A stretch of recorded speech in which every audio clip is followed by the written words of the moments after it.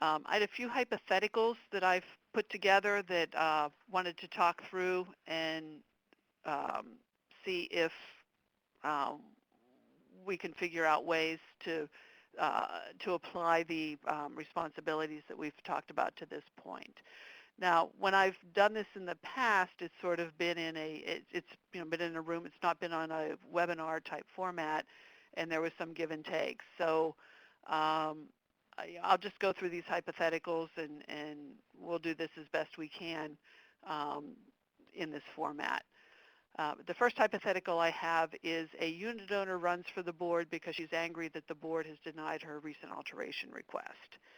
And this harkens back to something that I had talked about when we were talking about the concept of fiduciary duty and what happens when you have a unit owner that is single issue oriented.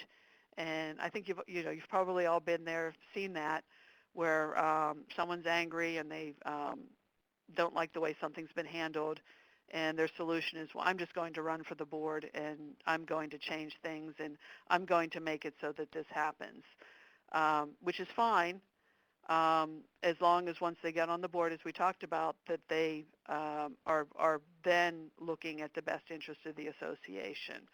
So running for the board just to get their alteration request resolved is not an appropriate use of a board function.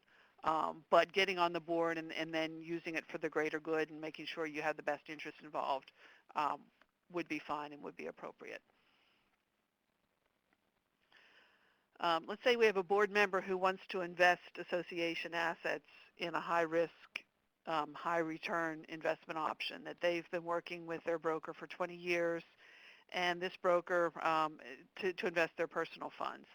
And this broker has, really done a great job with getting them to where they wanted to be on a financial spectrum, and they're in good shape for retirement, and so they've got this great option that they want to offer to the association. Is that something the association should do? And my response would be no. That even though it's worked out great for this board member, and that's the way that they've chosen to invest their own personal funds, it's not appropriate for a person in a fiduciary capacity to put somebody else's or a bunch of other people's assets at risk. And that's what would be happening here. So I would say that no, that hypothetical would not be appropriate.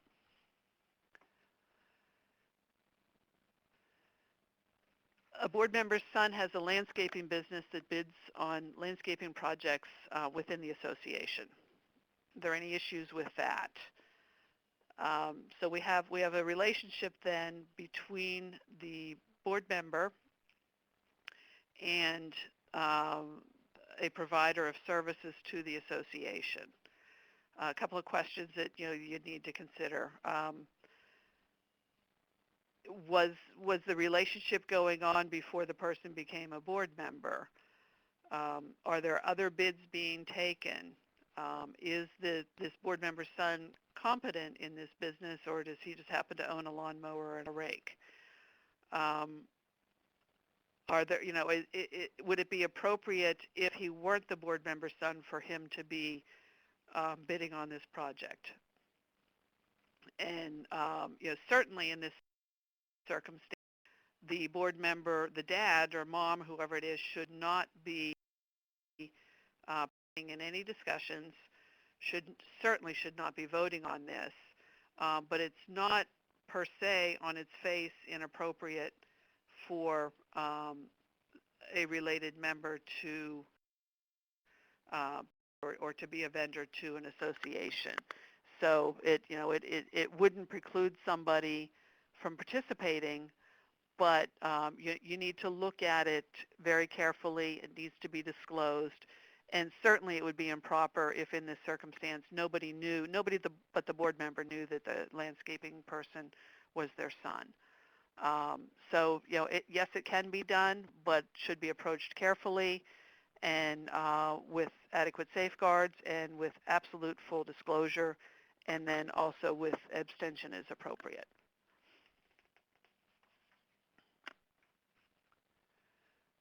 Okay, next we have a board member who likes to spend a lot of time out of town and has a very busy schedule, doesn't attend meetings regularly, doesn't have time to review the materials even though they're provided a week in advance, doesn't prepare for the meetings. When he attends, this board member is disruptive, talks on the phone, takes calls, argues with unit owners who come to address issues that come up, um, maybe uses profanity, is really not, your model board member. And it's a tough situation because, you have a board member who is not fulfilling his fiduciary responsibility clearly, and this is an absolute example or an extreme example, but any number of these things taken alone could also point to not fulfilling the fiduciary responsibility. The tough part of this is that other board members generally under the declaration, the bylaws, or the act don't really have the ability to kick someone off the board. That typically that responsibility goes to the unit owners and would have to be done, in the form of an election, a special meeting. So even though you have a board member who is acting in this way, it's a very difficult situation to address, and would need to be addressed with the unit owners as a whole. But clearly, in my estimation, this person is violating his fiduciary responsibility by not being prepared. And again, it's not fraud, it's not illegal, it's just not appropriate. Okay, the next one, we have a board member who also happens to be the chairman of the landscape committee. And you happen to notice that one spring, hundreds of tulip bulbs have sprouted in his yard, and nobody else has them, and his yard looks lovely. And it turns out that the landscaping contractor that the landscaping committee recommended to be hired last year planted these in the chairperson's yard as a gift. And nobody knew about it, and it just happened. Not appropriate. And what should have happened in this case is, first of all, it should have been disclosed, and secondly, the gift shouldn't have been accepted. It's even questionable, in my opinion, whether a landscaping contractor should be offering to plant tulip bulbs on common area. If that's giving the landscaping contractor special consideration, then that's inappropriate. So, regardless of who's getting the benefit of the gift, I still think that that's something that could lead to concern, and you want to make sure that somebody's not getting special consideration because of that. Decisions should be made for reasons other than somebody getting the benefit of something out of that. So, and clearly in this case, the chairperson achieving this or receiving this personal benefit is not appropriate.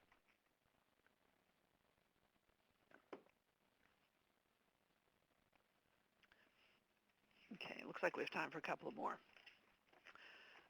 Next one, a board president finds out that a fellow board member has a juvenile record for drug possession.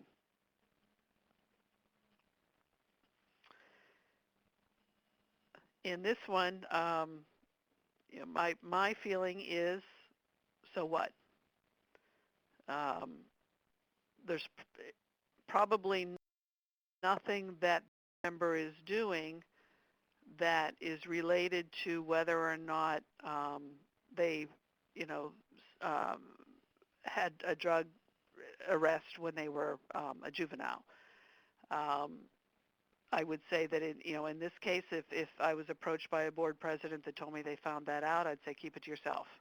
It really has no bearing on how that board member is performing their duties, should not be disclosed, and does not affect the skills with which the board member could approach the board and whether they could responsibly deliver, complete their duties to the board.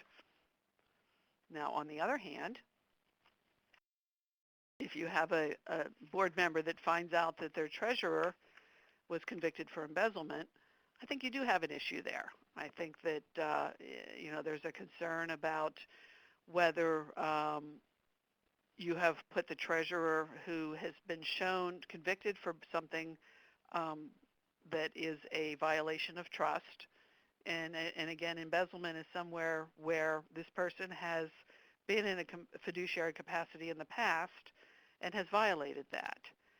And it would be, in my opinion, a violation of the board president's fiduciary responsibility to the association to knowingly allow someone who has been known and convicted of violating a fiduciary trust in the past to have access to association assets.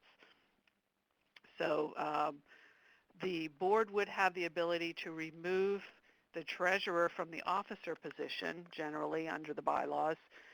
You could not remove them as a board member, but you could remove them as a treasurer and prohibit them from having access to the association funds.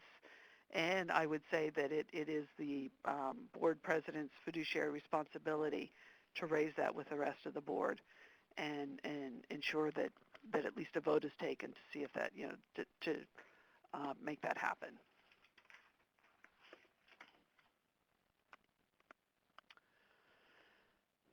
Okay, next one, a board member votes against a request for a variance in an association rule. And this variance was requested by a unit owner, and the board members had bad dealings with the unit owner in the past. They're next door neighbors, and the unit owner plays his music too loud and has people over, and their kids don't get along, and there's just a whole laundry list of issues between the unit owner and the board member that have absolutely nothing to do with this variance. And in this circumstance, if the board member votes against the variance because of the bad relationship, you've got a problem. That is a breach of that board member's fiduciary responsibility. If the board member has valid reasons for voting against it that have to do directly with the variance, that's probably not a violation. The issue here is, though, that in some cases you have the actual conflict, you have an actual improper act, and in other cases you have an appearance of impropriety. And my recommendation would be, wherever possible, to even avoid the appearance of impropriety. So in a situation like this, it may be in the best interest of the board member to abstain from this vote when he knows that he would not be entering into this in good faith and making a decision that would be in the best interest of the association if he could not put his personal feelings aside.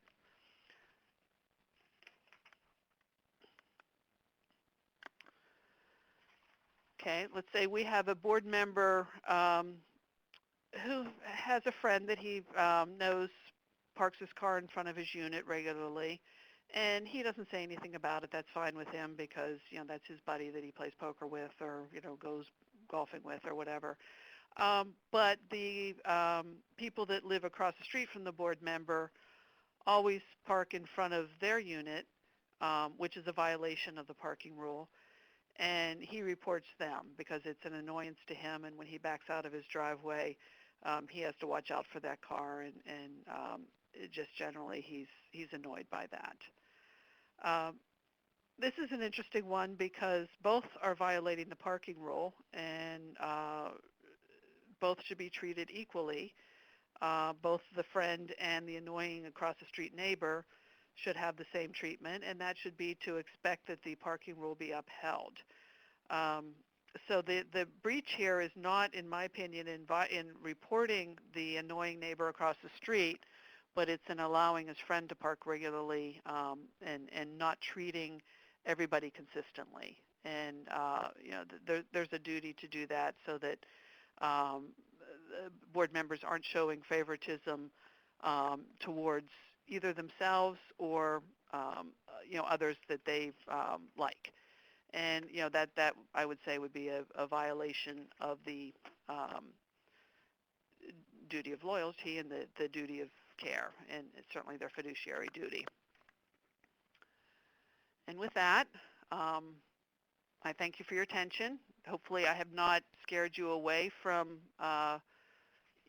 assuming or continuing on with the responsibility of a board member, but I do want you to take it seriously and understand that it is a very lofty duty and a very important job that you perform for the benefit of others.